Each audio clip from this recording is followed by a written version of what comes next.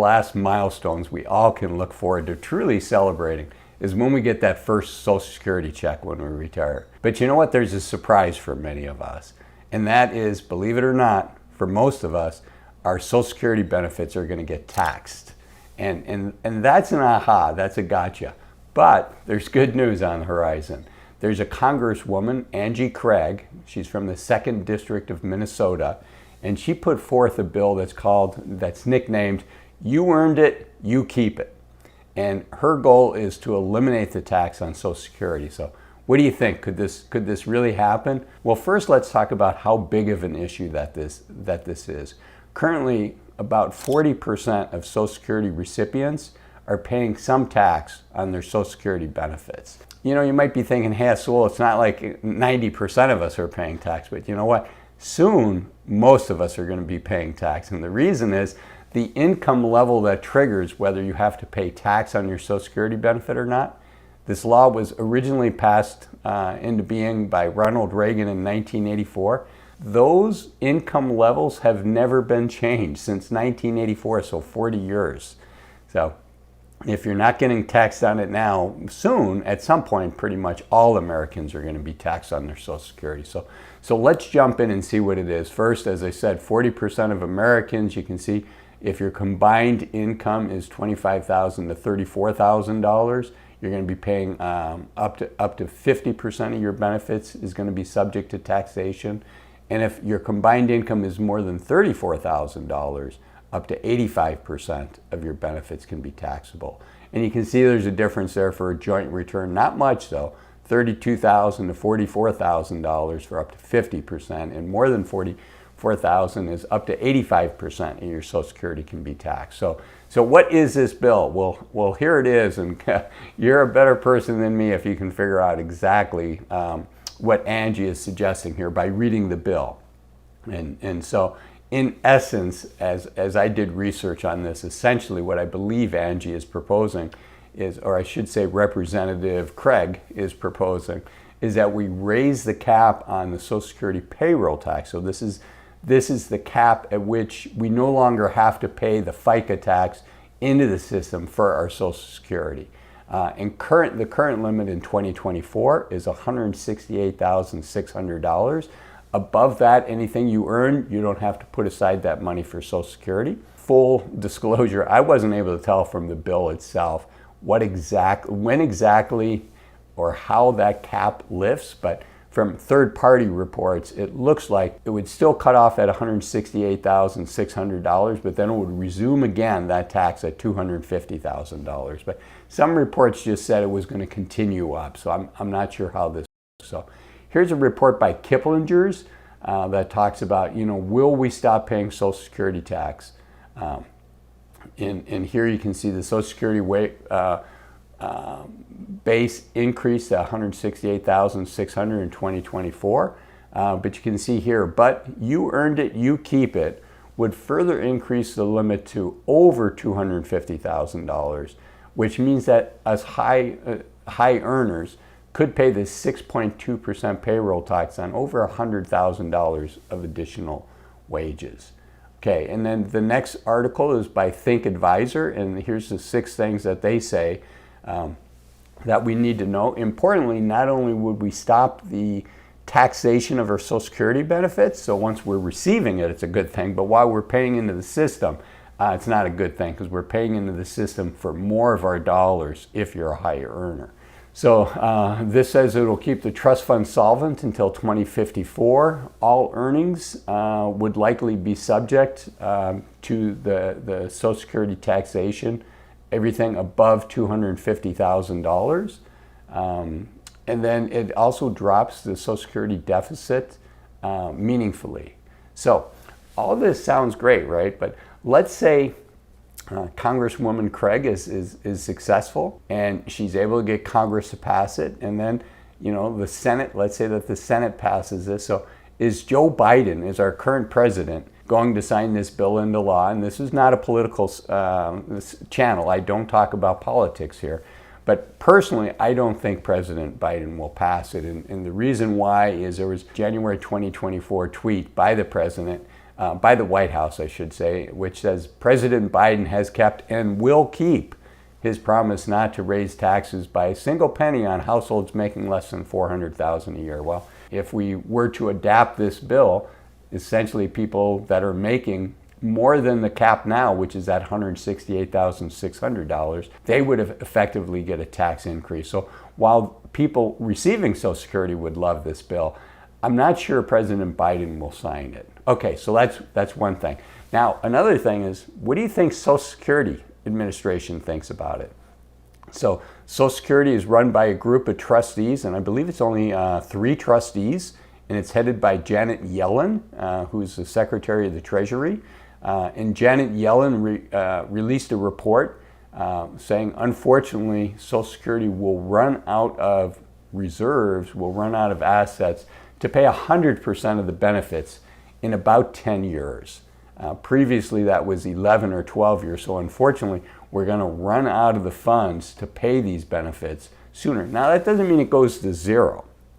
And in her report, Janet Yellen shared that the Social Security Fund has enough assets to pay about 80% of the benefits. So you're not going to go from people that have Social Security now. First off, I don't think any of this is going to happen. But essentially what Secretary Yellen is saying is we don't have the funds after 10 years from now to pay 100% of the benefits. But we do have the funds to pay, let's say 75, 80, 85% of the benefits. So somewhere in that range. But let's jump in and see what Social Security says, because Angie Craig, Representative Craig, actually asked Social Security, hey, what do you think of this? Run an analysis.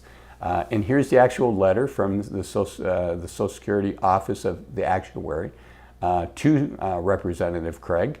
And you can see here on the second table, it does increase the solvency. So the current law and proposed trust fund reserves as a percent of annual cost, you can see here, it really takes it out to like 2055. So it gives us 20 more years until we have to worry about what Secretary Yellen is saying we have to worry about.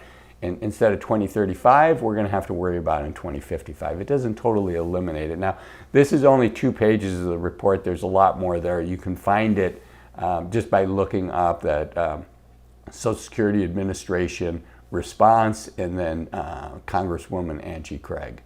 Okay, so what does all this mean? Well, a couple things here.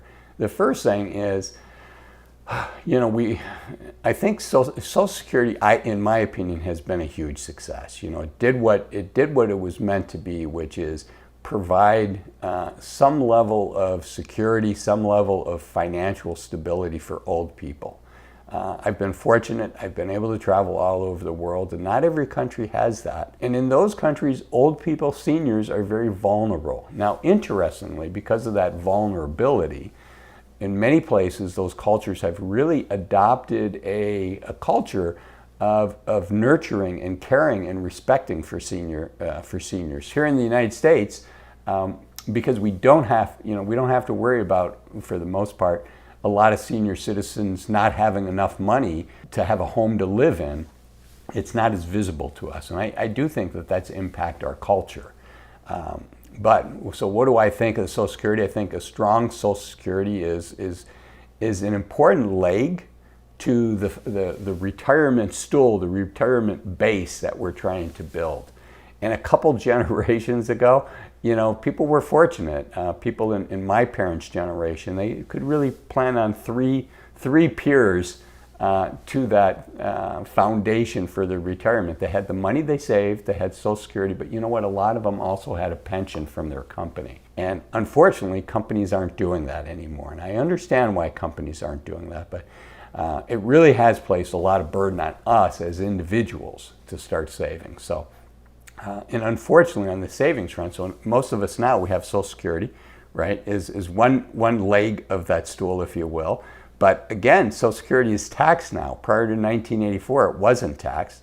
So we don't have a full foundation there. That's been cut off a little bit for us, and actually quite a bit if you're paying tax on it. The other leg has been completely removed for most of us, which is the pension. And so we're really left with that Social Security, and we're left with our savings. And if you look here, how are we doing as a society? How is America doing with our savings? This is a report by the Survey of Consumer Finance, and it's sponsored by the Federal Reserve. This survey is done every 3 years. And this report just came out in October of 2023. So this is the most current, the most recent data that we have. So we're going to have to wait 3 years until we have this accurate, this current of data again. So this was as of the end of 2022, but reported in October of 2023. So how are we doing? So so this shows the household net worth by age. And as a reminder first, net worth is just the value of everything that we own less the value of everything that we owe. So, for many of us, the most valuable asset is our house. So if we own a home, our house would probably be our most valuable asset. Let's say our home's worth $500,000, and let's say we have a mortgage on it of $300,000. That would give us a net worth of $500,000 less $300,000, which would be $200,000. So if somebody had $50,000 in the bank in addition to their home, their net worth would be that $200,000 plus the $50,000. So hopefully that makes sense. So how are people doing? You can see less than 35 years old, the median net worth. I should say this is household. So if there's 2 adults in the house, they would consider this is the net worth of those 2 adults. So if you're married, if you have a life partner, this would include probably the 2 of you, not just one person. So less than 35-year-old household median. Median is different than average. Median is half are doing better, half are doing worse. The median's a little under $40,000. 35 to 44 years old, the median's $135,600. 45 to 54, the median's a little under $250,000. 55 to 64, so these are the people that are thinking about starting to retire. They have a little under $365,000 of net worth, but remember, a lot of that could be tied into their home. Okay, 65 to 74, the median person has $410,000, a little less, which is what I see as people first retire. Their net worth initially begins to continue to climb. And then 75 plus, you can see people are starting to spend down their retirement. So this is why I think Social Security is so important, because it's so hard for all of us to build up that nest egg. It's not easy to do that here in the United States. Frankly, it's not easy to do that in any part of the world. So I think having this minimum safety blanket, this security blanket of Social Security, none of us like paying the tax into Social Security, but I do think as a society, it's made America, frankly, I think, a better place to live because our senior citizens have some level of financial security. And personally, I think we all benefit when our senior citizens have that level of financial security. Again, not a political statement. So that's what I think, but I also have to, call it what it is. And for high earners, if you're making more than that $168,600, Social Security tax is not insignificant. So this is a significant tax increase for people that are making more than that amount. So that's what I think. Let's call it what it is, and then let's us as a society say, yeah, we think this makes sense. Personally, Social Security is really giving us back the money that we put into it. No, I don't like paying tax on the money that I put in. That would be like me putting money at the bank down the street, and I put in $10,000 a year. At the end of the year, I take that $10,000 out. That's not income to me. I'm just getting the money that I saved. Now, the interest on that, the earnings on that is something that I've earned, and we could and probably should argue that I should pay tax on that. But when I get back the money I put in, no, personally, I don't think we should be taxed on that. So I like the idea of this. I don't think it's going to pass, but I think it's going to take something like this to get rid of the taxation. And I do think it would be a good thing if none of us, because we're hopefully all going to be in the situation where eventually we're retired, so we'll all benefit from this. But I like the idea of Social Security not being taxed the way it was for the first 60 years of the program, but I don't know how we pay for it. So I'll leave it at that.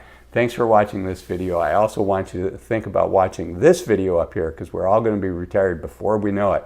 And these are 5 reasons to retire as soon as you can. We're going to be retired before we know it, but I think for most of us, we'd benefit from retiring early. So earlier. So I look forward to seeing you in this video. Thanks for watching this one. Bye-bye.